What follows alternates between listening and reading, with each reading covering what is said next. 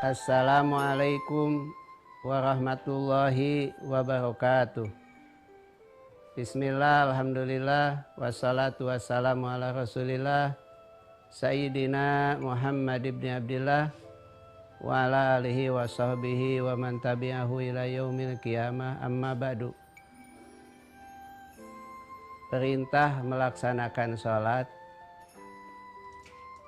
itu datang dari Allah dan Rasulnya. Pelaksananya pun sama, harus di mana adalah bagaimana Allah dan Rasulnya. Dalam melaksanakan sholat pada umumnya diperintahkan di masjid, kecuali dalam melaksanakan sholat-sholat tertentu, maka itu sholat lebih utama dilaksanakan di rumah, di tempat yang aman dari pandangan banyak orang. Tapi kalau menyangkut masalah sholat Idul Fitri atau sholat Idul Adha, walaupun sekarang trennya melaksanakan sholat itu dilaksanakan secara terbuka di lapang. Ini bagaimana kalau kita melihat dari segi hukum? Maka dari segi hukum, melaksanakan sholat Idul Fitri ataupun Idul Adha dibolehkan dilaksanakan di lapang.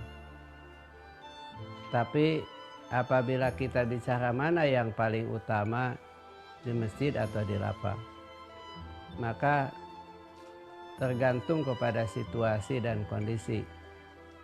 Kalau misalkan dalam situasi hujan, maka lebih baik sholat itu dilaksanakan di masjid. Jamaah lebih aman dari gangguan hujan. Demikian pula apabila masjid itu dalam keadaan masih kosong, maka sholat di masjid lebih utama daripada di lapang. Buat apa kita sholat di lapang kalau masjid masih sangat memungkinkan untuk menampung pelaksanaan sholat? Mengapa? Karena Nabi sendiri tidak menganjurkan dan tidak mengharuskan bahwa sholat Idul Adha atau Idul Fitri itu secara terbuka di lapangan. Tapi apabila memang benar-benar sangat membutuhkan di lapangan, itu adalah lebih baik. Misalkan dalam keadaan masjid penuh, kemudian tidak mungkin menampung jamaah yang begitu banyak, halaman juga tidak cukup, ya sudah, kita utama melaksanakan sholat itu di lapang. Apabila kita ingin melaksanakan sholat Idul Adha di masjid, baik Idul Adha ataupun Idul Fitri, maka melaksanakan di masjid juga lebih baik apabila memang masjid dalam keadaan kosong. Artinya sangat memungkinkan jamaah bisa ditampung di masjid itu. Mengapa demikian? Kita melihat dari beberapa aspek. Pertama adalah masjid itu lebih terjamin suci, bersih dari najis, dari kotoran. Dan yang kedua, bahwa masjid itu adalah tempat yang terbaik di antara tempat-tempat yang ada. Dan yang ketiga, bahwa masjid itu merupakan tempat yang sakral, yang suci, yang apabila kita sholat di situ berarti tempat terjaga.